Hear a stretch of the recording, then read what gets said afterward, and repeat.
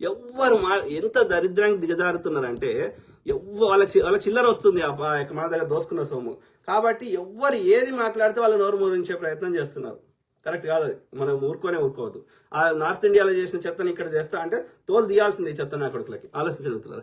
M J Solomon Raju, thank you for supporting Praveen పగడాలన్న. Yes brother, నేను ప్రవీణ్ పగడాల బ్రదరే కాదు, అది ఎవరి ఇన్సిడెంట్ అయినా ఏ మతానికి కులానికి చెందిన వారైనా అందులో న్యాయం ఉంటే తప్పకుండా మీ తరఫున వాయిస్ ఇస్తా.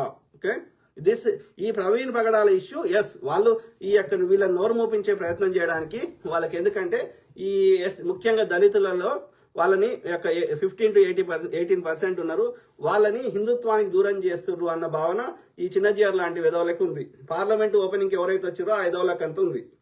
అర్థమైందా? ఆ ఆర్య బ్రాహ్మణులకు సంబంధించిన మూలాలు ఉన్నవాళ్ళు, లేకపోతే మనువాదం ఉన్నవాళ్ళు, వాళ్ళ సనాతన ధర్మం ఉన్నవాళ్ళు వీళ్ళని ఒక 15 to 80% పీపుల్ని వాళ్ళ సనాతన ధర్మానికి దూరం చేస్తారు కాబట్టి వీళ్ళని టార్గెట్ చేస్తున్నారు. దాంతోపాటు వీళ్ళు ఏం చేస్తారు, సేవ చేస్తారు కాబట్టి బీసీ ఎస్సీ ఎస్టీలు ముఖ్యంగా దళితులు అభ్యున్నతి చెంది వాళ్ళు చదువుకొని వాళ్ళు పైకి వస్తే మరి మాకు మా రోడ్లు ఉడిచేటోళ్ళు ఎవరు, మా ముడ్లు గడిగేటోళ్ళు ఎవరు అన్న భావన వాళ్ళకు ఉన్నది. వీళ్ళు ఎల్లకాలం ఆ రథం గుంజాలి, లేకపోతే ఆ రోడ్లు ఉడవాలి, ఆ బ్రహ్మ కాళ్ళకెళ్ళి వచ్చిన వాళ్ళు కాళ్ళ దగ్గరనే ఉండాలి అన్న సిద్ధాంతానికి కట్టుబడి ఉన్నప్పుడు వీళ్ళు పైకి వస్తాము అందరి లెక్క సమానం అంటే వాళ్ళకి నచ్చట్లేదు.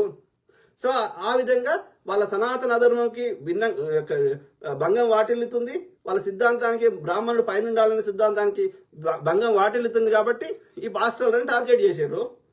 As simple as that. So అది క్లియర్ అర్థమవుతుంది. అట్లా కానిస్తాం, ఎవరిని నచ్చిందో ఆడు చేసుకుంటాడు.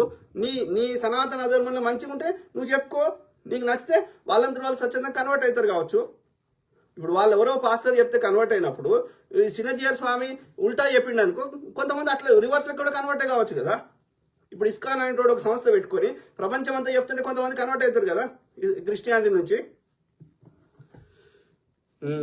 అంతేగాని ఫిజికల్ దాడులు చేస్తాము, ఎవడు మాట్లాడితే వాడిని చంపుతాము, వాని క్యారెక్టర్ అసాసినేట్ చేస్తామంటే మేము వాస్తవాలు చెప్తున్నాం కదా, మీ లెక్క మేము అబద్ధాలు చెప్తలేం కదా. మాకు అవసరం లేదు, మాకు ఏమంటారు సాగు కూడా తినాల్సిన అవసరం లేదు. మాకు వాస్తవమే చెప్తాం, మేము శవాల మీద పేలాలు ఎరుకోం. మేడశ్రీను గలీజ్ నా కొడుకు. బాధ ఎందుకవుతుంది అంటే ఎవ్వరు మాట్లాడొద్దారా అయ్యా, ఇట్లనే ఉందామా ఎల్లకాలం? మీరు మీ అన్యాయాలను అట్లనే భరిద్దామా ఎల్లకాలం? అప్పుడు ఆ చెత్తనే వేదాలు అనేది చెత్త, అలా ఏం పనికొచ్చే ముచ్చట్లేదు. అయినా కానీ అదొక గొప్పదని అట్లా ప్రచారం చేసారు.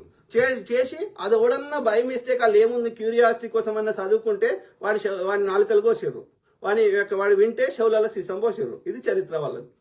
గలీస్ నా కొడుకు. శ్రీ